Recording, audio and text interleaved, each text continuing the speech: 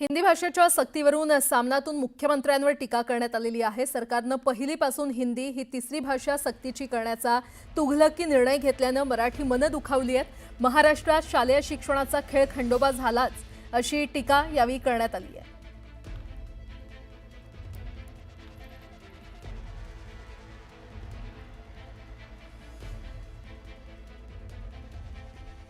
हिंदी सक्तीच्या मुद्द्यावरून झालेल्या बैठकीवरून पुन्हा एकदा संदीप देशपांडे यांनी टीका केली आहे।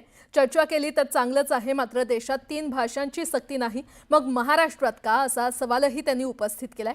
दरम्यान फडणवीसांनी यापूर्वीच चर्चा करायला हवी होती, त्यांना उशिरा सुचलेलं हे शहाणपण आहे अशी टीका त्यांनी केली आहे। दरम्यान आम्ही आंदोलनाला सुरुवात केली आहे, आता हिंदी सक्ती मागे घेत नाही, तोपर्यंत आंदोलन सुरूच राहणार असल्याचा इशारा मनसे नेते संदीप देशपांडे यांनी दिलाय।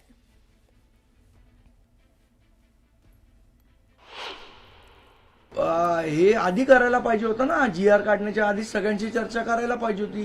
ती का लोकांची चर्चा केली नाही? ठीक आहे, पण उशिरा का असे ना, पण सुचलेलं शहाणपण आहे, तर त्याचं आम्ही स्वागत करतो। नाही, पण राज ठाकरेंनी जेव्हा आवाहन केलं त्याच्यानंतर झालेल्या ह्या सर्व घडामोडी आहेत। निश्चितपणे काल महाराष्ट्र नवनिर्माण सेनेने या संदर्भात आंदोलनाला सुरुवात केली आणि जोपर्यंत हिंदी भाषेची सक्ती जी करण्याचा प्रयत्न सरकार करते ती मागे घेतली जात नाही, तोपर्यंत आमचं आंदोलन हे सुरूच राहणार। हिंदी भाषेच्या सक्तीविरोधात पुण्यात मनसैनिक आक्रमक झालेले आहेत। हिंदी सक्तीचा आदेश रद्द होत नाही तोपर्यंत शिक्षण मंत्री दादा भुसेंना पुण्यामध्ये फिरू देणार नाही असा इशारा मनसेनं दिलाय।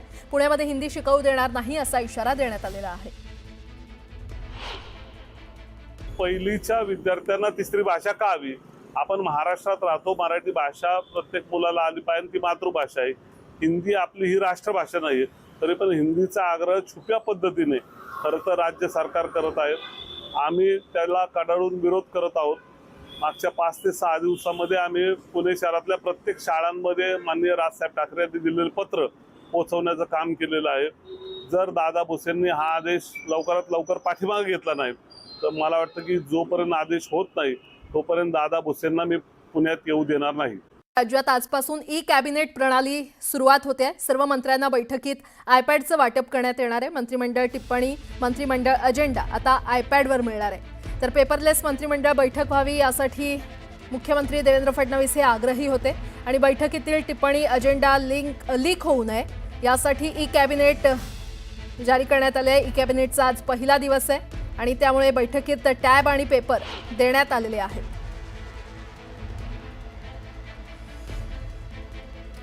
आणि या संदर्भात अधिक माहिती देत आहेत आमचे प्रतिनिधी अजित मांढरे आपल्यासोबत जोडले गेलेले आहेत। अजित, आता राज्याचा कारभार पेपरलेस होणार आहे, ई कॅबिनेट आजपासून सुरू झालेलं आहे, काय अपडेट?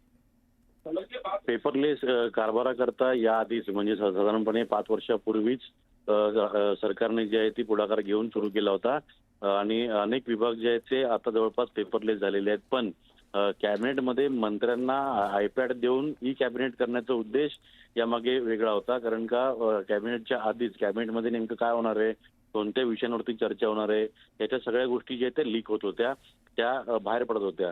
आणि याच वेळी आपण जर पाहिलं तर मुख्यमंत्री देवेंद्र फडणवीस यांनी यावरती प्रतिक्रिया दिली होती की ज्यावेळेस मंत्रिपदाची आपण शपथ घेतो तेव्हा गुप्तता आम्ही पाळू अशा पद्धतीनं आपण शपथ घेतो, पण त्या शपथेचा कुठेही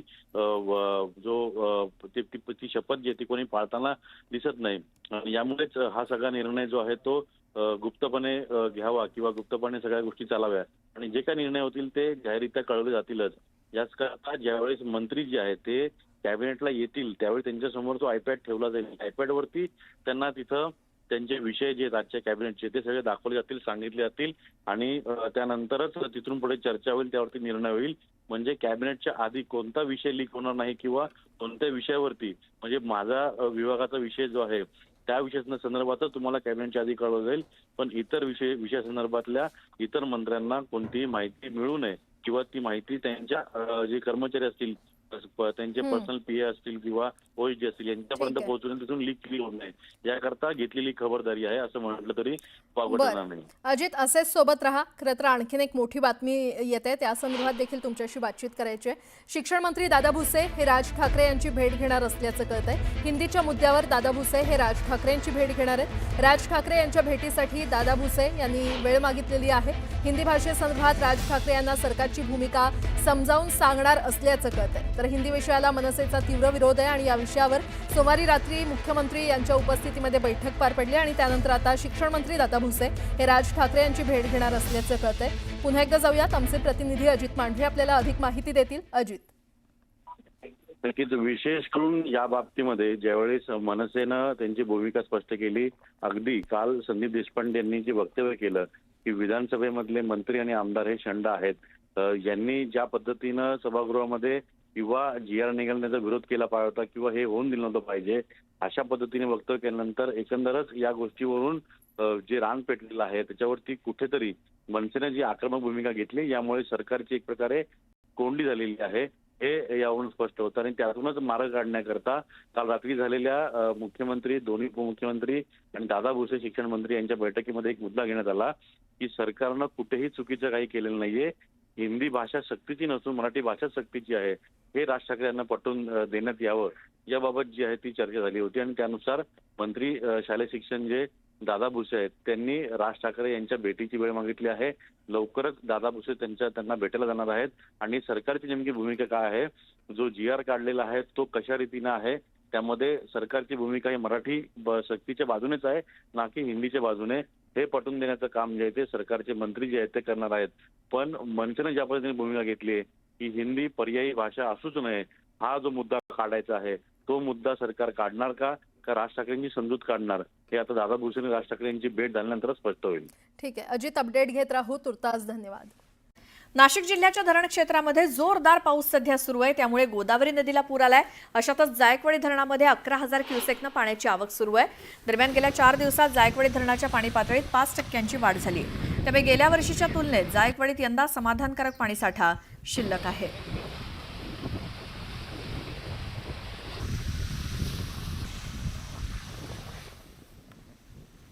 तर उजनी धरणातून सोडण्यात येत असलेल्या पाण्यामुळे सध्या चंद्रभागा नदी दुथडी भरून वाहतेय. त्यामुळे चंद्रभागेच्या तीरावरील आणि नदीपात्रातील मंदिरं पाण्याखाली गेली आहेत. नदीकाठच्या गावांना सतर्कतेचा इशारा दिला गेलाय. चंद्रभागेत सोडलेल्या पाण्यामुळे नदी दुथडी भरून वाहतेय. पाण्याचा अंदाज न आल्यामुळे भाविकांच्या बुडण्याच्या घटना समोर येत आहेत.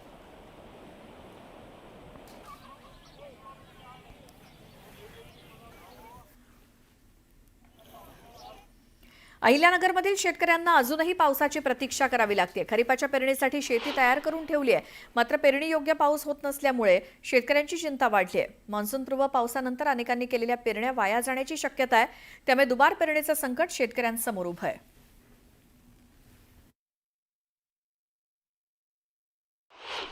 अहिल्यानगर जिल्ह्यामध्ये खरीपाच्या पेरण्या रखडलेल्या आहे, कारण पावसाने दडी मारलेली आहे. मान्सून पूर्व पाऊस आला, मात्र त्यानंतर खरीपासाठी लागणारा जो पाऊस आहे तो अजूनही सर्वत्र कोसळत नाहीये. त्यामुळे अनेकांच्या पेरण्या रखडलेल्या आहे.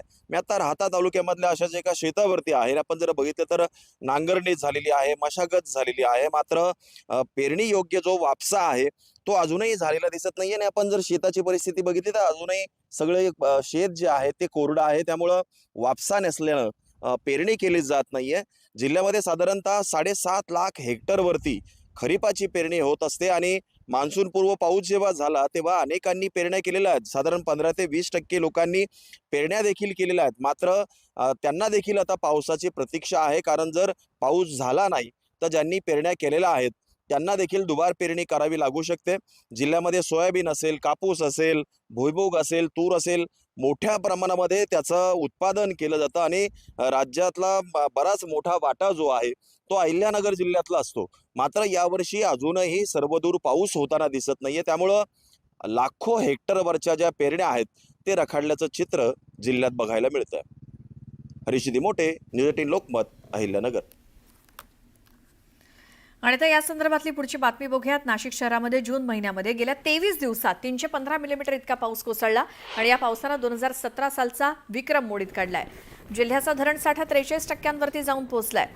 दारणा, गंगापूर यासोबतच कादवा धरणातून 3 दिवसांपासून विसर्ग सुरू असून या टप्प्याटप्प्यानं वाढ होतीये.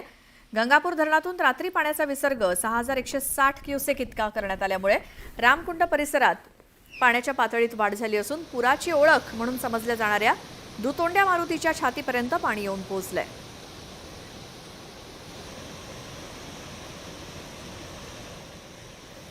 कोल्हापूरच्या धरण क्षेत्रात सुद्धा पावसाचा जोर कायम आहे. पंचगंगा नदीचं पाणी पात्राच्या बाहेर जाण्याची शक्यता आहे. पंचगंगा नदीचं पाणी 29 फुटांवरती पोहोचलं असून आणखी 1 फुटांनी पाणी पातळी जर वाढली तर नदीचं पाणी पात्राबाहेर येणार आहे. जिल्ह्यातील 19 बंधारे सध्या पाण्याखाली आहेत, त्यामुळे काही भागातील वाहतूक व्यवस्था विस्कळीत झाली आहे. जिल्ह्यातले अनेक लघु प्रकल्प 100% भरले असून त्यातून विसर्ग सुरू आहे, त्यामुळे पाणी पातळी आणखी वाढणार आहे.